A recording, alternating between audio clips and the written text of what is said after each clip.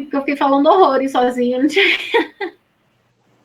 não tinha visto que tinha caído. Estava falando dos direitos difusos, não era? Foi. Isso, beleza. Então, esses direitos difusos, gente, eles atendem a uma coletividade também, mas é uma coletividade indeterminável. Pessoas imensuráveis. Você não consegue mensurar o alcance desse direito, tá? Diferente dos direitos coletivos, que você consegue nominar todo mundo ali bonitinho que está envolvido naquela questão, naquele conflito ou naquele processo. Beleza, gente? Deu para entender a diferença entre os três? Fico com dúvida. Doutora, um exemplo prático para a gente de direito difuso, o que seria? Então, eu estava falando da questão do meio ambiente, por exemplo. As leis ambientais são de interesse difuso por excelência. Por exemplo, se está tendo um vazamento, como teve no início do ano, né? Ou foi no final do ano passado, já não me lembro, que esse ano está tão estranho. Teve um vazamento de Comecinho de petróleo. outubro do ano passado, finalzinho do Foi ano. ano passado, né? Isso aí, final do ano passado, então. Foi um vazamento de petróleo na costa do Nordeste brasileiro, vocês lembram disso? Chegou até o Espírito Santo, foi uma coisa horrorosa. Isso vira e mexe acontece, não só no Brasil, já aconteceu no Golfo do México, coisas assim, de proporções absurdas que ferem toda a vida marinha, né? E a vida marinha, o ferimento da vida marinha tem consequências na nossa vida enquanto sociedade também, né? Porque pensa, enquanto as pessoas vivem da pesca, nós comemos o que é pescado no oceano. De novo, gente, não é possível. Cair de novo? Fala comigo. Estou ouvindo, professor. Ah, tá, porque eu vi aqui, nem voz nem vídeo estão aparecendo. Então, por exemplo, um exercício de sancionar as empresas que derrubaram esse petróleo no oceano, ou na Bahia, na bacia, enfim, onde tiver sido, isso é um conflito de interesse difuso. Isso é um conflito de interesse difuso. Por quê? Porque atende o interesse de toda a sociedade. A Vale mesmo, a questão da Vale de Brumadinho, por exemplo, no rompimento das barragens, também é uma questão de interesse difuso. Embora muitas pessoas tenham morrido, essas pessoas podem ser denominadas, possam ser elencadas. O meio ambiente foi afetado de uma forma irreparável. O meio ambiente daquela região, ele nunca mais vai voltar a ser o que era, ambientalmente falando. Então, isso é uma questão de interesse difuso. Por quê? Porque perpassa, inclusive, a nossa geração. Hoje nós vimos aqui, teve derramamento de óleo, e as consequências disso vão ser para gerações futuras, inclusive. Pessoas que ainda nem nasceram, pessoas que ainda nem chegaram a esse mundo serão afetadas por essas questões. Por isso, conflitos de interesse difuso. Entendeu? Foi claro o exemplo, gente? Não? Sumi de novo? Me responde, gente. É que eu sumi, gente? Foi claro, professor. Eu compreendi agora. Beleza. Posso seguir, pessoal? Pode, mas eu acho que só tá eu e a senhora, porque parece que o pessoal aí tá tudo quietinho, nem mexe as Fala, gente, credibilidades. aparece na aula. Tá chato, muda a dinâmica. Eu pergunto mais, vocês falam mais. Mas aparece. Eu gosto de conversar, gente. Eu gosto de Professora, pergunta. a única Faz coisa que pergunta. não sei se tá certo é porque não tá aparecendo o slide. Eu tô vendo a senhora, mas Não, não eu vou tô vendo botar o agora o slide. slide. Vou botar agora. Então, tranquilo. Achei que era o meu É que porque tava zoado. quando eu caí, ele tirou o slide. Agora vocês não me veem mais, né? Ah, agora sim. Que essa plataforma tem esse problema. No Google Meet, a gente bota eu fico e o slide fica. Mas tudo bem, vamos lá. Vamos Professora, Pode falar. o professor João Paulo, que deu a primeira disciplina para nós, online, ele entrava pelo link em 2 lugares, daí ele ficava mais fácil de manejar. Ele entrava pelo computador, ou acho pelo celular, ou 2 computadores. Aí ele conseguia visualizar. Interessante essa ideia. Eu vou tentar fazer. Na próxima aula eu vou tentar fazer. É porque aí aí eu teria que falar do celular e deixar o slide no computador, porque eu não consigo compartilhar o computador no celular. Na próxima aula eu vou tentar fazer isso. Acho que fica melhor, né? Até para vocês me verem, para a gente poder interagir.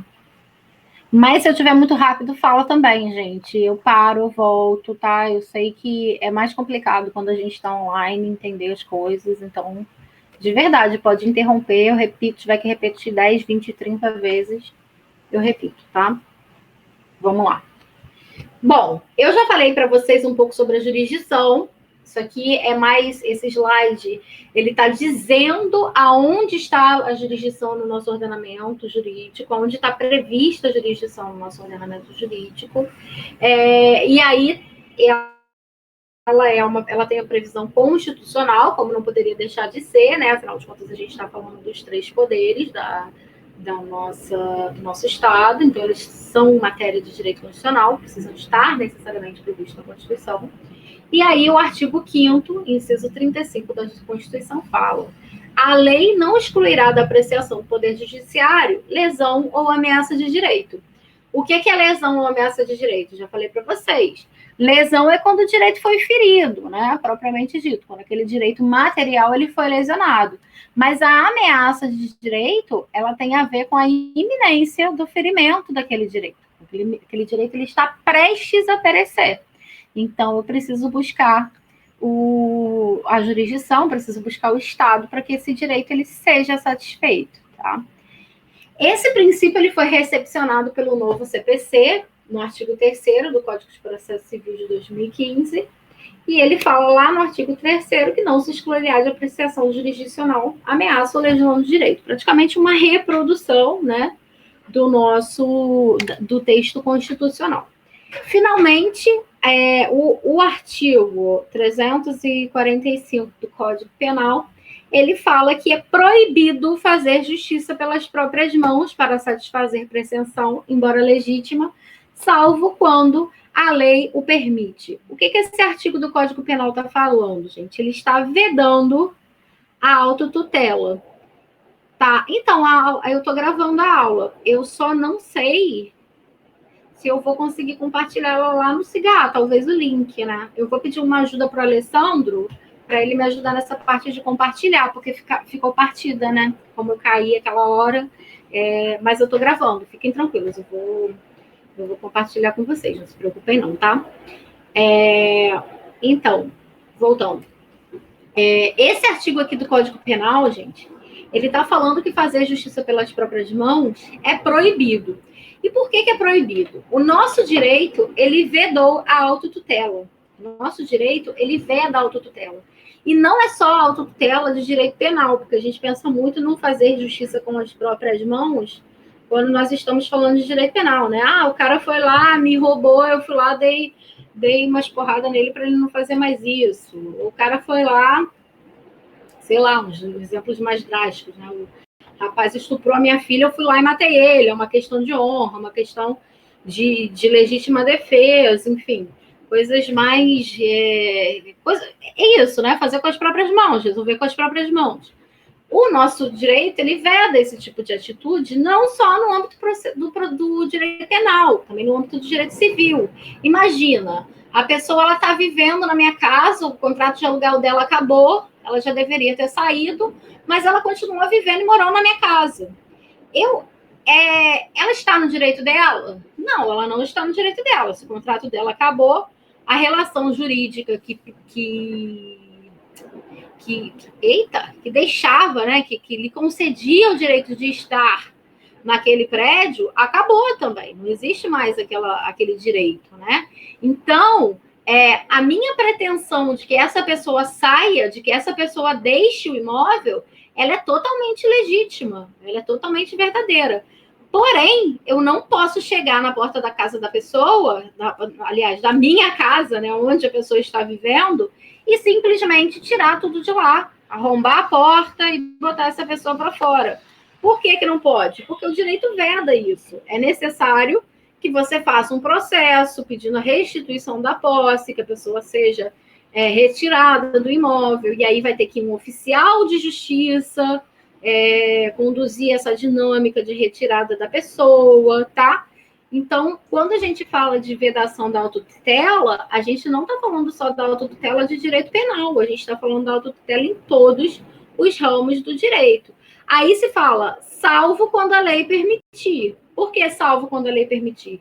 Porque há hipóteses em que a lei garante que você use e faça o exercício dessa autotutela. Por exemplo, exemplo máximo disso, a legítima defesa. Se a pessoa ela está atacando contra mim, eu tenho o direito de me defender. E aí tem umas regrinhas lá do direito penal que vocês vão estudar para entender quando que há e quando que não há legítima defesa. Mas, nesse caso, aí a autotutela, ela é garantida. Por quê? Porque o Estado ele não pode estar em todos os lugares ao mesmo tempo.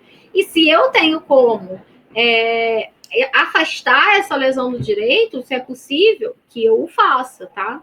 Mas são casos excepcionais. Isso não é a regra do nosso direito, tá? Alguém ia perguntar alguma coisa, eu acho, porque eu ouvi o microfone abrindo. Eu até iria perguntar alguma coisa assim, mas a senhora acabou explicando que o Estado é responsável, né, por todas as ações em relação a crimes, né, ou enfim, só nesses casos específicos, que nem a senhora citou, sobre alguns casos, né, que aí você tem autorização para, no caso de legítima defesa, né, para se defender. Esse item aí, parece que o livro do Cesare Beccaria, 250 anos, né, ele trata dessa questão, nós estudamos, sobre a questão de devotar uma certa liberdade, né, o indivíduo, ele devota uma certa liberdade para o Estado, para que ele haja, né, dessa forma, o indivíduo autoriza, né, o Estado a agir, né, vamos dizer assim... Seu nome, né? Isso, gente. Nossa, gente, eu tô num tiroteio sinistrérrimo aqui. Que isso? Agora que eu vi. Vocês estão conseguindo ouvir? Professora, eu não sei se a senhora me ouviu. Ouvi. Eu estava falando e cortou pela metade. Fez um barulhão danado. Um susto aqui, eu estava aqui numa boa e comecei a ouvir o... Nossa, desculpa. Sim, o que você estava falando do Cesare Beccaria, né? Sim, porque ali no livro fala, né, sobre questão há um contrato social, né, um contrato em que a gente devota uma certa liberdade para o Estado defender, né, as nossas questões, né, mas trazendo para a discussão que a senhora estava falando, então, na autotutela tem alguns casos que a gente pode, em legítima defesa, né, se defender, né, a lei até autoriza esse caso. Queria que a senhora explicasse melhor, assim, para a gente. Tá, olha só. Gente, mas... Isso. Olha só, o que é essa ideia de autotutela? Como você muito bem colocou, nós, quando nesse Estado moderno, nesse modelo de Estado moderno, nós assinamos um contrato tácito, um contrato social, né, que é disso que o Beccaria está falando. Nesse contrato social, a gente está abrindo mão da violência para que o Estado seja o detentor da violência. Vocês devem ter estudado isso em algum momento aí da formação de vocês, né, acredito eu. O que isso significa? O que isso quer dizer? Que eu, enquanto indivíduo, eu, enquanto particular, eu não posso fazer exercício da violência. O Estado, ele é o detentor legítimo da violência. Ele é o detentor legítimo da violência. E ponto final. Outras pessoas não podem fazer o exercício dessa violência. Só que existem determinadas situações de fato, em que as pessoas elas estão autorizadas a fazer uso dessa violência, sem a necessidade de evocar o Estado, sob o risco desse direito perecer. Por exemplo, nesse caso, esse caso clássico da legítima defesa, né? Se eu estou vendo que a pessoa está com uma arma apontada para minha cabeça e eu tenho formas de repelir aquela agressão, eu não vou esperar o Estado aparecer, né? O Batman aparecer. Não existe isso. Eu posso fazer, tomar atitudes, enfim, tomar medidas para que essa agressão ela seja repelida. lida. Só que isso aí vocês vão estudar no direito penal, tá, gente? Quando vocês estiverem em direito penal, logo no direito penal 1, vocês estudam isso. O que acontece? Quando você está diante de uma situação de legítima defesa, a forma de repelir essa coação ilegal, ela tem que ser proporcional à coação ilegal que você está sofrendo. Eu não posso, o cara tá me... E aí tem uma série, aí também não tem como falar nada muito fechadinho para vocês, porque tem uma série de discussões, uma série de questões para tratar desse ponto.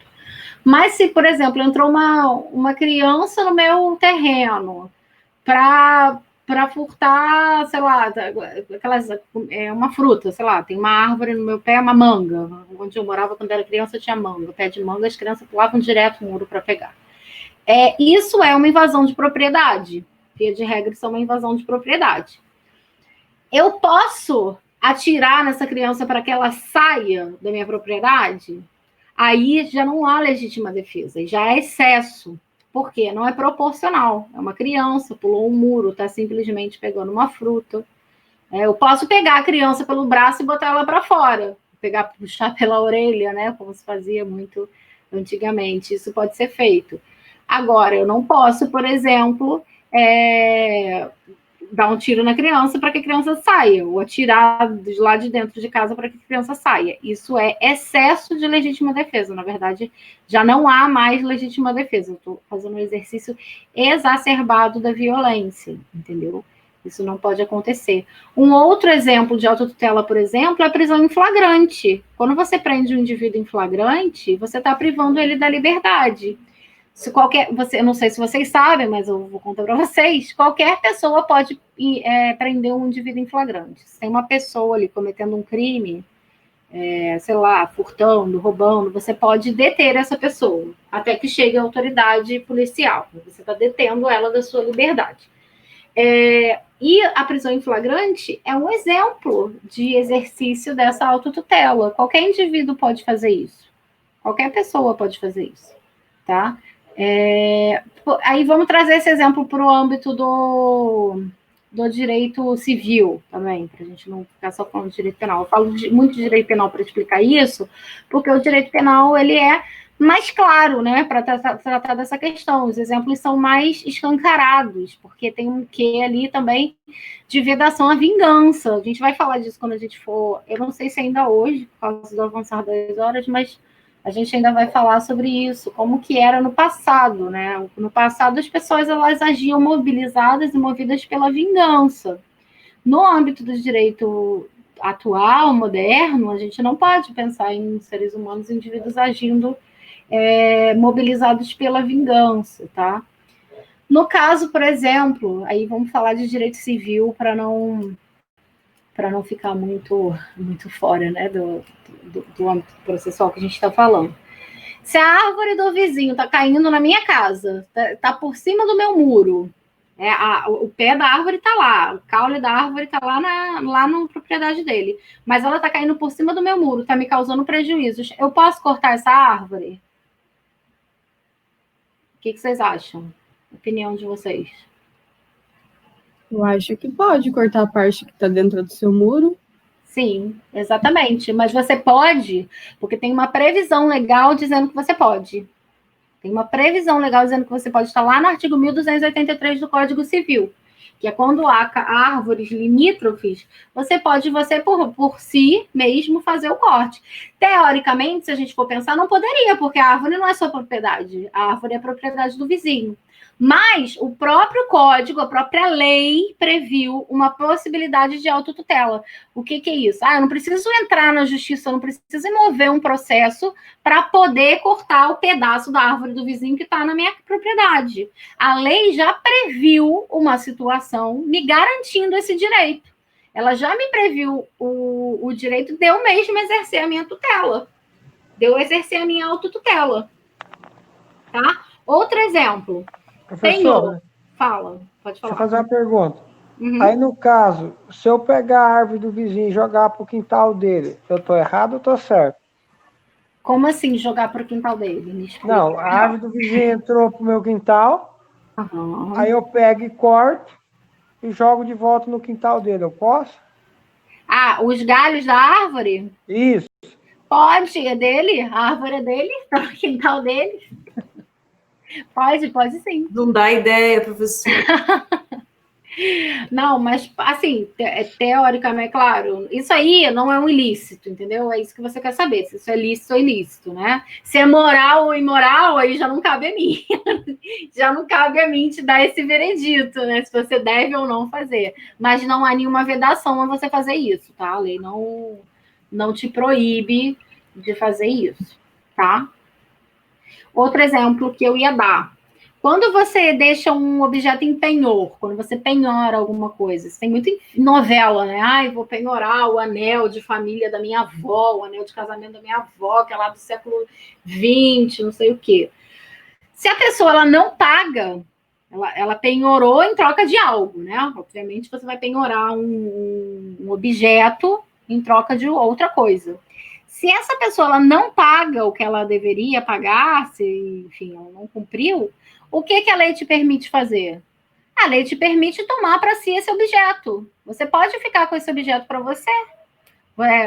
A pessoa que deu em troca do penhor, né? Você não precisa acionar um juiz e falar, olha, ele não me pagou, eu quero esse bem aqui, eu quero ficar com esse bem. Não tem necessidade. Por quê? Já tem uma previsão no Código Civil, artigo 1434, talvez, 1434. 1434 do penhor. Já tem uma previsão no Código Civil dizendo que você deu aquilo em garantia, que não precisa haver uma execução para que a pessoa possa exercer autotutela. Tá? É um caso de direito de autotutela no âmbito do direito civil, que é autorizada por lei. Lembra do que a gente está falando. Fazer justiça pelas próprias mãos é proibido, salvo quando a lei permite. Se a lei permite que eu faça justiça com as próprias mãos, se a lei me diz que eu posso fazer, seja no âmbito do direito penal, seja no âmbito do direito civil, seja no âmbito de qualquer direito, eu posso fazer. Eu não preciso evocar a jurisdição. É disso que o artigo está falando, tá, gente? Quando a gente está falando em inafastabilidade da jurisdição, é disso que está falando. Eu não preciso deixar de evocar a jurisdição. Eu não preciso evocar a jurisdição. Eu posso deixar de evocar essa jurisdição para eu mesmo exercer essa tutela, porque a lei me permite, porque a lei me autoriza a fazer isso. Só que a regra do direito brasileiro, do direito mundial, né, na verdade, é que o Estado detém essa parcela de poder sobre as decisões, nos casos concretos. É o Estado que precisa dirimir esse conflito. É o próprio Estado que precisa perseguir a paz social, porque ele tem essa parcela de poder e de controle de domínio absoluto sobre a violência. A violência ela é de competência de ingerência do próprio Estado. Beleza? Tá aparecendo o slide para vocês, gente? Que para mim tá preto. Sim, professor, tá aparecendo. Beleza. Então vamos lá. Jurisdição. Bom, como eu já venho falando, né? Já venho falando até esse ponto, incumbe ao judiciário essa missão pacificadora diante de situações litigiosas. O que são situações litigiosas? São os conflitos, gente. Tem até o litígio, ele dá origem à lide. O que é a lide? É um conceito importante que vocês vão ouvir muito falar. Lide, L-I-D-E. O que é a lide? É um conflito de interesse caracterizado por pretensões resistidas. O que é esse raio de pretensões resistidas? É quando eu, como parte, Marília, eu tenho interesse de ver o meu direito satisfeito, eu quero que a obrigação que a parte contraiu comigo seja cumprida, mas a outra parte ela está resistindo de satisfazer o meu direito. Ela não quer satisfazer o meu direito. Por exemplo, vou voltar para o exemplo esses exemplos mais bobinhos são sempre mais fáceis de entender, Eu, em maio, eu ia para Cuiabá para dar aula lá em Brasnorte. Aí veio a pandemia, a TAM, cancelou o meu voo. Disse que estava cancelado o meu voo. Aí, eu entrei no site da TAM, e não tinha voucher, não tinha nada lá para mim, não dizia nem que eu tinha voo marcado. Agora vocês vejam. E eu queria restituição, eu queria pelo menos um voucher, né? Já que eles cancelaram o meu voo, enfim, diante do estado de pandemia. E em contato com eles, eles disseram para mim que não iriam me ressarcir enquanto não acabasse o estado de pandemia, porque tinha um decreto aí presidencial dizendo que essas empresas de aviação elas não deveriam honrar com seus compromissos enquanto durasse o estado de pandemia. Vejam bem, tem duas pretensões aí. Tem a minha pretensão de ser ressarcida ou de receber um voucher ou qualquer coisa que seja, mas também existe a pretensão da companhia aérea de dizer, olha, eu estou passando por um momento muito difícil, pobrezinho, quase não ganho dinheiro, as pessoas quase não voam, né? Quase não andam de avião, é um setor que dá muito prejuízo, e a pandemia, de fato, atrapalhou o meu serviço. Então, eu não posso te pagar, eu não vou te pagar agora. Tem um decreto presidencial me dando amparo para que eu não pague. Né? É um argumento. Vejam, tem uma pretensão minha enquanto autora, enquanto parte dessa relação, mas tem uma resistência da outra parte em satisfazer a minha obrigação. E isso gera a LIDE, a tal da LIDE, que é um conflito de interesse caracterizado por pretensões resistidas. Entenderam o que é a LIDE? A LIDE é essa resistência, esse embate. A LIDE é um conflito propriamente dito entre as partes. São dois interesses aí que estão concomitantemente existindo. E veja bem que normalmente, gente, quando vocês vão... E aí na prática da profissão vocês vão ver muito isso, né? Normalmente, as duas partes têm alguma coisa no direito, alguma norma, algum argumento jurídico que ampara a resistência. Então, é muito interessante porque isso gera uma demanda, que é a apresentação disso ao judiciário. Entenderam? No final das contas, eu vou lá, então não vai me pagar não? Então, tá bom, não vai me pagar, não vai me ressarcir, eu vou entrar aqui com o processo, deixa o juiz decidir. É uma demanda que eu estou apresentando ao judiciário, estou provocando a jurisdição do Estado para que ele fale sobre o meu direito. Porque, no final das contas, já que a gente não chegou a um consenso, as duas partes, porque houve uma resistência, um resistiu ao direito do outro, ninguém quis abrir mão de nada, continuou em paz, continuou um conflito, o que a gente está dizendo, no final das contas, quando a gente entrega a demanda à jurisdição, quando a gente entrega a demanda ao Estado, a gente fala, olha, Estado, não fomos capazes de resolver isso sozinho, resolva por nós. Isso é o início de um processo, é assim que começa um processo, né? Porque como que você vai apresentar essa demanda ao judiciário? Como é que isso vai ser apresentado ao judiciário? Aí é um instrumento do processo, através de uma petição inicial. Todo conflito é lide, o conflito ele só é lide, ele só vira uma lide se eu quiser judicializar ele. Se eu simplesmente tiver um conflito, tem um conflito entre eu e você, professora, eu não entreguei a nota a tempo, eu não entreguei a prova a tempo, quero, por favor, que a senhora estenda o prazo, tive um problema de família, por favor, receba o meu trabalho. Isso é um conflito. Isso é normal, né? A gente tem conflitos no nosso dia a dia, enquanto seres sociais, enquanto indivíduos sociais. Mas a partir do momento que isso vira uma questão judicializável, ou que pode ser judicializada e apresentada ao judiciário, aí a gente tem uma lide, tá? Ou seja, nem todo conflito é lide. Mas toda lide é conflito, olha que interessante. Nem todo conflito é lide, mas toda lide, ela advém de um conflito, para ficar melhor, né? Conceitualizado, vai ficar gravado bonitinho. Toda lide, ela advém de um conflito.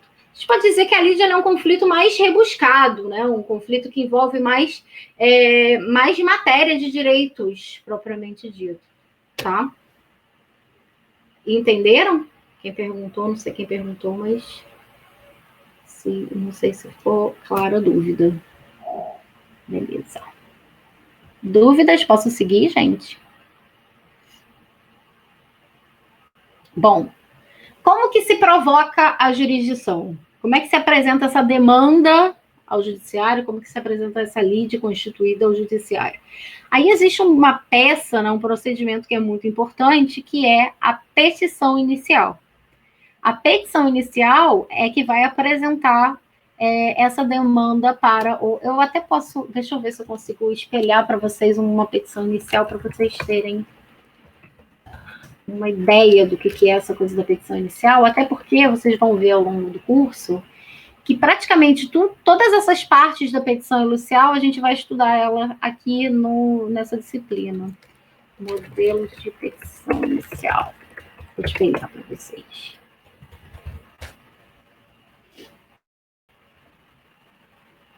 Interromper compartilhamento.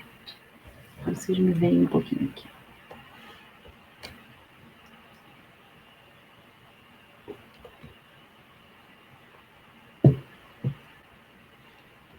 Esse modelo o modelo ainda está meio esquisito. Peraí.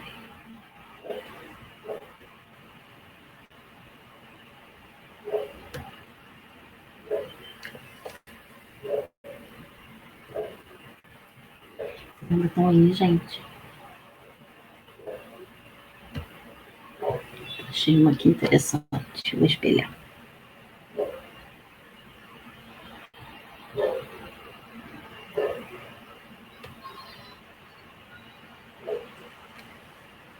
Aqui é do Chrome.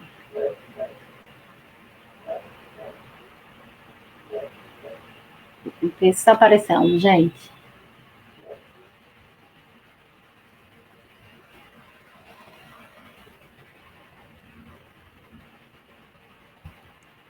Tá aparecendo sim, professora. Beleza. Olha só. Ela começa, essa petição inicial, ela começa aqui, ó, tá vendo? Excelentíssimo senhor doutor juiz federal da Vara Federal de Curitiba, Seção Judiciária do Estado do Paraná. Peguei na internet, gente, então vou descobrir o conteúdo da petição com vocês, né? Vai ser na emoção. Vamos lá, qual é a primeira coisa que tem numa petição inicial? É o endereçamento. Saiu a tela? Voltou? Para mim tá branco. Ixi. Para mim tá aparecendo. Eu acho que às vezes é a internet, professora.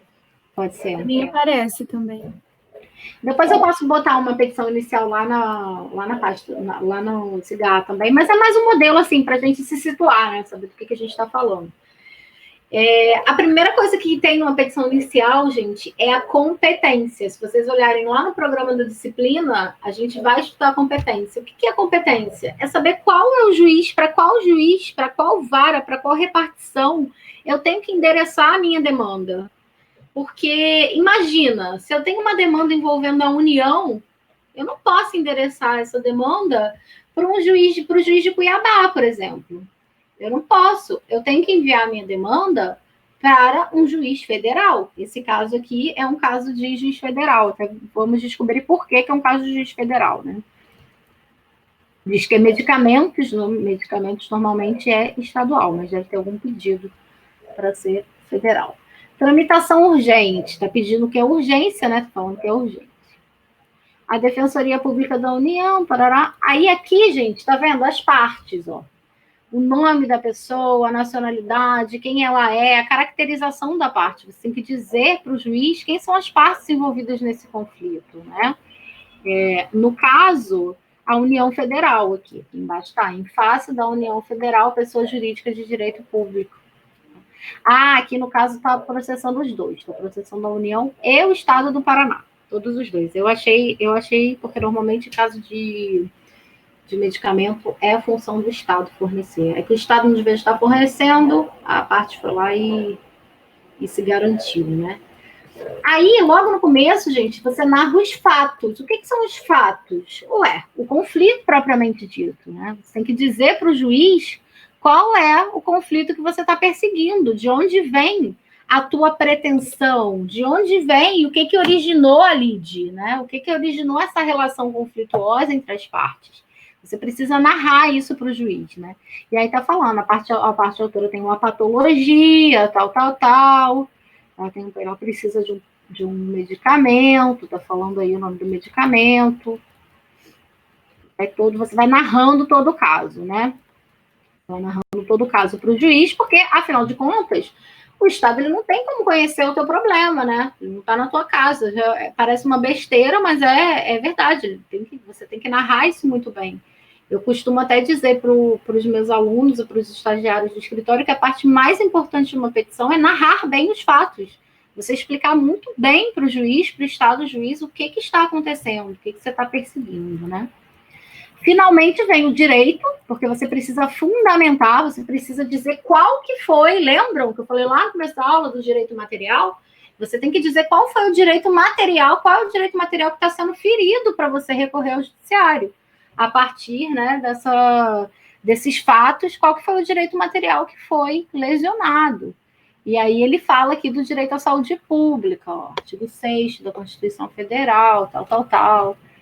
Ele coloca jurisprudência e tudo mais. Ele explica sobre a tutela de urgência, também não está muito bem fundamentado, né? Normalmente, quando a gente pega uma petição, essa parte do direito ela é bem longa até, porque a pessoa vai descrevendo todos os dispositivos, coloca doutrina e tudo mais. E, finalmente, você diz o que você quer, né? Você fala para o juiz, olha, aconteceu isso, isso e isso, o direito tal foi lesado e eu preciso disso. E aí você vai para a parte dos pedidos. Eu preciso que a tutela antecipada seja concedida, aqui nesse caso, que os réus sejam citados para contestar a lide, que você dê procedência, pedido e tudo mais. Não se preocupem com a técnica agora, né? Com esse tecnicismo, com essa linguagem. Por que eu estou mostrando a petição inicial para vocês? Eu acho que é o primeiro contato de muitos de vocês com essa coisa da petição inicial, né? Imagino que antes até ninguém nunca tenha visto. Muitos de vocês não tenham visto. Porque normalmente a gente vê petição inicial quando a gente começa a estagiar. Por que a petição inicial ela é tão importante, gente? Porque é a partir dela que você vai dar conhecimento a esse Estado juiz sobre o motivo que você está evocando a jurisdição, sobre a razão, sobre por que você está evocando a jurisdição e sobre por que você precisa do Estado. Por que você precisa que o Estado intervenha naquela tua relação? Seja uma relação entre particulares, seja uma relação entre particulares e o Estado. Tá? Então, por isso, é importante que vocês conheçam uma petição inicial. Não se preocupem, vocês terão prática jurídica até o final da faculdade, imagino que vocês também farão estágios, né? Mas é importante saber que isso existe e que tudo. E aí já faço um gancho com a disciplina, né? Essas partes da petição inicial que a gente viu, nós vamos estudar aqui. A gente vai estudar daqui para frente, se vocês olharem o programa da disciplina, passando essas primeiras aulas de hoje e da próxima semana. A gente vai estudar ação, a gente vai estudar processo, a gente vai estudar competência e a gente vai estudar jurisdição. Tudo isso está necessariamente ligado a essa coisa da petição inicial, né? A essa ideia do que pedir e como pedir. A gente vai ver que existem causas de indeferimento da petição inicial por falta de algum elemento essencial. Tudo isso a gente vai ver na sequência. Deixa eu ver aqui uma coisa. Deixa eu ver quanto falta, se a gente ainda tem tempo. Aqui eu coloquei alguns casos concretos para a gente pensar sobre essa coisa da resistência do direito, mas eu acho que eu não preciso explicar isso. Só de vocês lerem, vocês vão ver a divergência. Por que eu coloquei isso, gente? Não está aparecendo slide para vocês, lembrar disso. Na sequência aí dos slides tem os casos concretos. Vamos lá, vou botar de novo. Enrolado com a tecnologia. Eu botei uns exemplos aí, mas assim, mais no sentido de vocês entenderem, gente, que normalmente, aquilo que eu falei anteriormente, normalmente os conflitos de interesse, eles têm direito, ambos os lados têm direito, né? Até no exemplo que eu falei da TAM, do voo, eu perdi o voo, eu tenho direito, mas a TAM também tem o direito dela, garantido, né? Então, são várias situações aí que eu coloquei para vocês. Depois leiam com calma. São exemplos mesmo, acho que não precisa se delimitar nisso. Mas para pensar que como que as partes podem, sim, concomitantemente terem direitos, né, concomitantes. Bom, acesso à justiça e direito processual. Gente, hoje eu vou encerrar em meia horinha, tá, gente? Porque eu não vou dar intervalo e o horário aqui para mim é às 10, aí para vocês é às 9, mais meia horinha de aula eu acho que é justo passar, né? Todo mundo de acordo? Pode ser, gente? Não sei se vocês ainda estão aí, mas eu vou continuar por mais meia hora. Ok. Tranquilo. Vamos lá. Professora, posso só Pode, tirar uma amor, dúvida pode falar. rapidinho? Claro, Eu cheguei atrasada sempre. porque saí do serviço mais tarde e eu tô vendo, para mim tá parecendo que já tem 2 horas e 47 minutos de aula. Já teve tudo isso ou é por conta do fuso horário que aumentou? Ah, pode ser por conta do fuso. Não era nem para ter 2 horas e 47. Tem 2 horas só, né, gente? Tem 2 horas de aula só. Eu acho que Então eu isso que eu tô comecei às achando 7, estranho. Eu falei 7h10, mais ou menos. Deve ser por causa do fuso, sim. Deve ser então por causa tá. do fuso. A Não senhora se vai preocupa. disponibilizar no Cigás? Eu só não garanto disponibilizar logo amanhã, porque eu vou pedir para o Alessandro me ajudar, porque eu realmente não sei fazer isso, gente. Eu não tenho muita experiência com cigarro, mas eu vou disponibilizar sim, não se preocupem, tá? Isso vai ser disponibilizado com certeza. Ninguém vai ser prejudicado, não, tá? Ah, perfeito. Obrigada. Bom, vamos lá.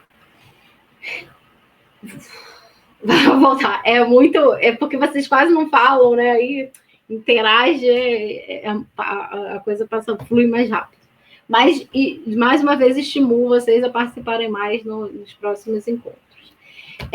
Vamos lá, gente. Ondas renovatórias do direito processual. O que é isso, gente? Lá, se vocês olharem no ementa da disciplina, tem uma coisa chamada constitucionalização do direito processual, que nada mais é do que um compromisso com o acesso à justiça para todos os cidadãos. Todos os cidadãos, eles têm direito ao acesso à justiça, pelo menos do ponto de vista do dever ser, né? Pelo menos do ponto de vista da lei. Porque, principalmente num país como o nosso, de dimensões continentais, a gente sabe que em muitas cidades não existe sequer o poder judiciário, muito menos advogados, principalmente no interior do Brasil, embora a gente tenha um número bastante elevado de advogados, a justiça ela não chega em todos os lugares do país, né? Então, há uma preocupação da lei processual de que o acesso à justiça ele seja para todos, para que os direitos sejam garantidos de igual modo para todas as pessoas, né? E uma ideia que tá contida nisso é a ideia de que a justiça ela precisa ser de acesso uniforme e universal para todas as pessoas. E existe um impasse, porque eu não sei se vocês sabem, mas eu vou contar para vocês agora. Via de regra, a justiça, o recorrer à justiça não é gratuito. A justiça ela não é gratuita. O que é assim, eu fiquei muito chocada quando eu descobri isso ainda lá, quando eu entrei na faculdade, né? Porque a gente paga uma carga tributária altíssima. Os salários do Poder Judiciário no Brasil são provavelmente uma das folhas mais altas dos 3 poderes. É inacreditável que a gente precise pagar custas para recorrer ao judiciário, mas isso é uma realidade, né? Você só não paga custas processuais se você comprovar a sua hipossuficiência. E é um impasse para muitas pessoas, né, muitas vezes. Mas a disposição sobre a justiça gratuita, ela com certeza foi uma vitória para os hipossuficientes, né, para as pessoas que não têm, de fato, condições de subsistirem sem despendendo um direito para a justiça, um dinheiro para a justiça. E, inclusive, eu faço os cálculos aí, já fica ligado, gente. Isso aí é ótimo, né? Uma coisa que um advogado precisa ter é um bom contador, que faz muita diferença. Mas... eu sou contadora do Tribunal de Justiça do Estado de Mato Grosso. E a senhora falando das custas caras, eu acredito que o nosso estado seja um dos mais caros. É muito caro, né? É um pouco assustador. Eu me lembro que quando eu descobri isso, eu ficava assim, meu Deus, mas por que a justiça é cara, gente? Como assim? Por que tem que pagar a justiça? Eu não estou entendendo, né? Porque, olha, vejam se não é um contrassenso, né? Porque se o Estado, ele toma para ele, é uma contradição, né? O Estado, ele toma para ele o dever e o direito de tutelar a vida das pessoas. Afinal de contas, a autotutela ela é proibida. Então, o Estado ele tem que resolver os conflitos, né? Por força constitucional. Ele não pode abrir mão, inclusive, de resolver os conflitos. Mas as pessoas são obrigadas a pagar para ir ao judiciário, para recorrer a uma coisa que já é inerente à própria jurisdição, uma coisa assim, inacreditável. Mas há uma previsão, né, desde 2006, que é da justiça gratuita, que, graças a Deus, né, que existe, graças aos legisladores, que veio para modificar e para ampliar esse acesso à justiça, né? Embora, mais uma vez, isso seja um grande problema ainda no Brasil. Há muitas cidades que não têm judiciário, muitas cidades que não têm sequer uma defensoria pública, por exemplo, né, que é uma grande possibilidade que amplia muito o acesso a direitos. Mas é importante que a gente saiba e tome conhecimento disso. Essa ideia de ações coletivas, né, gente, também foi uma tentativa de facilitar o acesso à justiça por parte das partes, porque pensem bem, eu falei do caso do avião, né? Tem 300 pessoas no avião, o voo foi remarcado. Não sei se vocês lembram daquele acidente que teve do voo de Paris. Não tem tantos anos, não. Foi aquele voo de Rio-Paris. Deve ter sido em 2010, por aí, 2009, 2010. Esse processo, ele demorou muito tempo, e ainda não teve sentença, inclusive, até hoje eu tenho até uma colega de doutorado que estudou esse caso, ela fez a tese dela sobre esse caso, e ele não teve sentença até hoje porque não era uma ação coletiva, as pessoas não entraram coletivamente, as pessoas entraram cada uma com um processo. Cada uma pegou um processo individualmente e tornou o conflito individual. Lembram do que eu falei do conflito individual? E aí isso é um problema de morosidade da justiça, né? E para que isso se torne mais fluido, a Constituição ela passou a prever que o MP e a Defensoria Pública, tanto do Estado quanto da União, são partes legítimas para propor essas ações coletivas, o que facilita muito, né? Que processos com um grande número de partes, de pessoas envolvidas, de pessoas lesionadas, transitem com um pouco mais de velocidade. Bom, a adoção também de novos instrumentos jurídicos, né? Isso também tem a ver com essa onda renovatória do direito processual, essa preocupação com os juizados especiais, que são um procedimento muito mais breve, muito mais abreviado, né? Os juizados especiais, em média, aqui no Rio de Janeiro, né, que é de onde eu posso falar, que é da minha prática, você vai ter um processo julgado em menos de 6 meses no juizado. Se você não fizer acordo, né, porque tem isso também, se você fizer acordo, até mais rápido do que isso. Exceto nesse ano, está sendo horroroso, está demorando horrores para as coisas serem julgadas, mas em tempos de normalidade, em 6 meses, você vai ter uma demanda julgada. Se você vai para o ritual comum, que é o rito ordinário, muitas vezes esse processo vai levar 2, 3, 4, até 10 anos para acontecer, que também é um problema da nossa justiça, né? O problema da morosidade.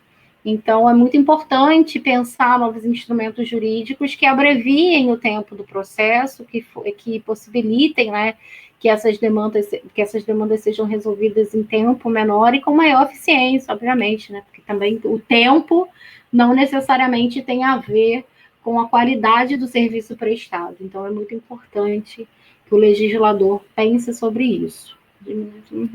Já falei disso? Beleza. Isso aqui... Tem alguém formado em História nessa turma, gente? Eu sou formado em História. Opa! Então vou pedir as vidas vênias para falar dessa parte da aula, porque provavelmente você tem muito mais conhecimento do que eu. Não, professora. Professora, tá tudo bem. Se puder ajudar em alguma coisa, eu faço questão. Sim, ótimo.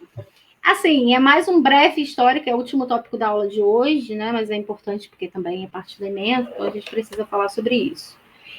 Eu costumo falar sobre o histórico do direito processual a partir de um texto do Michel Foucault, que é A Verdade e as Formas Jurídicas. Provavelmente quem já fez outras graduações na área de humanas já ouviu falar do Michel Foucault, né? Ele é historiador, sociólogo, antropólogo, está ali no interstício de áreas de ciências humanas, e ele tem uma vasta obra que fala sobre a relação entre a verdade e poder, né? Um dos tópicos centrais da obra dele.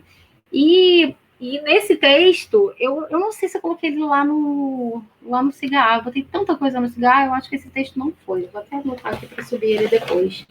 Esse texto ele é muito interessante, eu gosto de falar sobre a história do direito processual a partir dele, porque o Foucault ele faz um levantamento da antiguidade e depois ele vai para a Idade Média para pensar em como era construída essa noção de verdade, de provas, dentro dessas sensibilidades locais, né? Dentro de um período histórico muito específico. E é muito interessante porque a gente consegue ver, a gente consegue visualizar um pouco de como se chegou a esse tipo de verdade que é produzida hoje na nossa sociedade, né? E aí, nesse texto, ele começa falando lá da antiguidade mesmo, ele volta lá atrás, ele fala da Ilíada de Homero, né? É um texto bem fluido, para quem gosta de história, eu super recomendo, porque é um texto interessante, embora Foucault não seja tão simples de ler, é um bom texto. E ele vai explicando como que os conflitos eram resolvidos, né? Porque nessa época não existia uma cisão, uma divisão entre o direito processual e o direito material. Imagine, isso é uma coisa da modernidade, né? Muito próprio do pós-iluminismo, do direito moderno, né? Oriundo da Revolução Francesa. E aí, como que se construía a verdade nesses períodos históricos da antiguidade? E ele fala que existia um jogo de provas, né? Uma visão muito teísta, no sentido de que a divindade ela atribuía determinadas características a determinados indivíduos, principalmente a partir da força, e que esses indivíduos eles encarnavam atributos da divindade, que concediam a eles saber e poder. Então, nesse sentido, nesse período aí da Ilíada, né, que ele está falando, as pessoas eram muito fomentadas a fazerem serviços, fazerem tarefas, cumprirem desafios, a coisa dos campeonatos, né, porque isso mostrava que os deuses estavam do lado dessas pessoas, estavam atribuindo divindade a essas pessoas e que a verdade estava ao lado dessas pessoas, né? Então, é bem interessante pensar nesse momento histórico dessa forma. E aí, ele vai falar de uma... Nossa, eu gosto muito da história do rei Édipo. Assim, vocês provavelmente vão ver isso com a Evelyn em psicologia jurídica. Eu realmente acredito que ela vai trabalhar com o texto do Édipo Rei, porque ele é um clássico da psicologia. Não sei se tem alguém formado na psicologia aqui. Apareceu o historiador, daqui a pouco aparece o psicólogo, né? Bem comum nas turmas com esse perfil já de pessoas formadas. Mas a história do Édipo, gente, eu não sei se vocês já ouviram em algum momento da vida de vocês, vou tentar ser breve até pelo avançar das horas, porque é uma história bem interessante. Há uma profecia que diz que ele vai matar o pai e se casar com a mãe, quando ele ainda estava na barriga do próprio pai, né? Na barriga da própria mãe, desculpa. E aí, ouvindo essa profecia, eles mandam...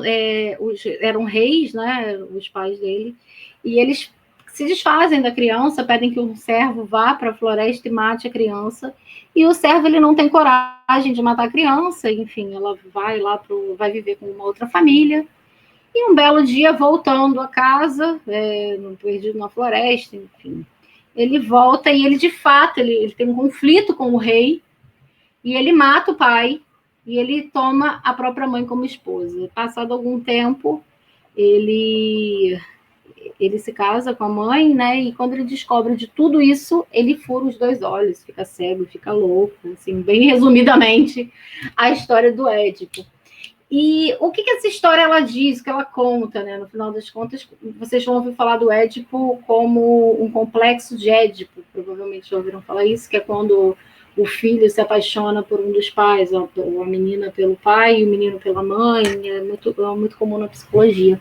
Mas o que esse texto do Édipo, que essa história do Édipo está falando, nessa reinterpretação do Foucault, é que a prova ela é construída a partir de um jogo de fragmentos, a partir de versões, a partir de testemunhos, porque quando isso acontece, eles vão ouvir as pessoas, né? Quando eles ouvem falar, mas você é filho da rainha, você tomou a sua mãe como esposa, então eles vão ouvir os serviçais, vão ouvir os escravos, vão ouvir as pessoas, e aí a verdade, nesse âmbito aí, nesse contexto, ela é um jogo de metades, é disso que o Foucault vai falar, né? Um fragmento de saberes. E isso tem muita influência na nossa forma de construir o direito, de pensar as provas no direito hoje, né? Afinal de contas, o testemunho, ele subsiste até os dias de hoje, inclusive uma das provas é uma prova muito controversa, quando vocês estiverem estudando matéria de prova, principalmente no direito penal, vocês vão ver isso, mas, ao mesmo tempo, é uma prova muito contundente, principalmente considerando quem são as pessoas. Isso é uma coisa importante, e era uma coisa importante demais na época também, né? E aí a gente olha, está falando da antiguidade, está falando de outra realidade, e como que esse jogo, né, de saberes e de quem são as pessoas, do lugar que elas ocupam, influencia na prova, dentro do processo. Finalmente, deixa eu ver se esse é o último, vocês já não me aguentam ouvir falar a essa altura. E depois o Foucault ele vai chegar no sistema da lógica na Idade Média, e ele divide esse período em dois tipos, né, em dois sistemas diferenciados. Primeiro, o sistema feudal, que é baseado na lógica adversarial, do confronto, que a verdade está vinculada a quem é o melhor, a coisa das provas corporais, é muito frequente, muito comum. Qualquer filme, qualquer série de Idade Média que você vê, que você assistir, você vai ver isso, né? Um discurso até meio sobrenatural, de, se você andar pelo fogo e você não queimar, a verdade está do teu lado. E aí eu botei até uma foto aí de Game of Thrones, não sei se alguém conhece, se alguém viu, porque o Tyrion, ele é salvo 2 vezes de um julgamento por duelo em combate. Na verdade, ele é salvo da primeira vez, da segunda vez ele foge, mas isso não é o caso. Mas como eram resolvidos os conflitos nessa época, nesse contexto germânico, né? Era através das provas corporais. E a verdade estava ao lado do ganhador, estava ao lado das pessoas que ganhavam, principalmente no caso dos duelos, né? Você julgava as pessoas a partir do duelo. E a outra divisão que o Foucault faz é a coisa do sistema romano, que aí já está muito mais próximo do nosso direito, muito mais ligado ao nosso direito, porque nós temos uma tradição do inquérito, que perpassa pelo direito processual, principalmente processual penal também, né? E aí é todo um processo administrativo, que tem uma característica de sigilo, que é totalmente escrito, que está muito vinculado ao poder público. Quando a gente olha para a Inquisição Espanhola, principalmente, a gente pode ver isso com mais facilidade, com mais... aprender isso melhor, né? E aí ele traz até uma definição para o inquérito, é uma forma política de gestão, exercício de poder, por meio do qual a instituição judiciária, na cultura ocidental, autentica a verdade. E por que eu estou apresentando isso para vocês, gente? Além de ser, né, necessário da gente entender que isso varia de tempos para tempos, e o que a gente tem hoje, essa ideia de um devido processo legal, que precisa estar positivado em lei, é o princípio fundamental do direito. Vou até tirar, vou olhar para vocês, que eu já estou encaminhando para o encerramento da aula. Mas essa ideia de um processo que tem uma previsão legal, né, que tem todas as regras do jogo, como eu falei para vocês antes, todas as regras do jogo previstas, essa ideia de previsibilidade para as partes, nem sempre foi assim, né? Inclusive o processo em si é uma perspectiva do direito muito recente. E é uma conquista, porque ela limita o poder estatal também. A gente precisa olhar para o processo e entender que ele limita o poder estatal. Porque imagina todos esses exemplos aí, né, desse sistema da antiguidade, da Idade Média. O Estado ele tinha muita possibilidade, ele podia escolher como que ele decidia sobre os conflitos.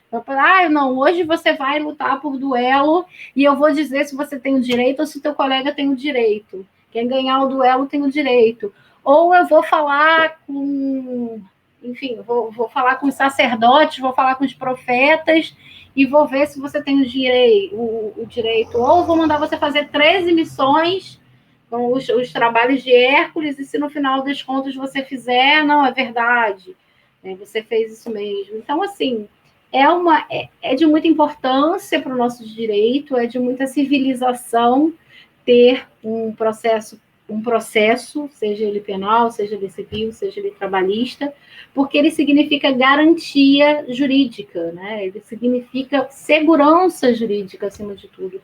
Você saber se você fizer, ou se você cometer um ilícito, ou se outra pessoa cometer um ilícito para com você, que não haverá um exercício arbitrário por parte do Estado ou um exercício arbitrário por parte do particular, não. Existem regras no jogo que precisam ser seguidas, existem regras que foram legisladas de forma democrática, porque quem faz isso é o poder legislativo devidamente eleito pelo povo, né? Para decidir sobre a condução do caso concreto. Então, eu deixo essa reflexão, né, entre aspas, para vocês. Eu vou alterar a data de entrega final da avaliação, como a gente conversou no início da aula, para dia 17/12, foi isso que a gente combinou. Acabando aqui agora, eu já vou fazer essa alteração. Vou ver se eu subo esse texto também no Michel Foucault, se eu achar ele aqui, porque está meio caótico, se alguém tiver interesse. E a gente vai se falando durante a semana. Vou botar de novo meu e-mail aqui. Se vocês precisarem de qualquer coisa, se tiverem alguma dúvida, professora, eu estou estudando, não entendi isso aqui, me procurem, vai ser um prazer ajudar. E eu vou pedir para o Alessandro me ajudar a resgatar essa aula e subir lá no SIGA, porque eu realmente não sei fazer isso. Mas eu vou falar com ele amanhã logo e espero que até o final de semana a aula já esteja disponível para vocês, tá, gente? Alguma dúvida? Vocês querem falar alguma coisa? Ficou alguma coisa em aberto?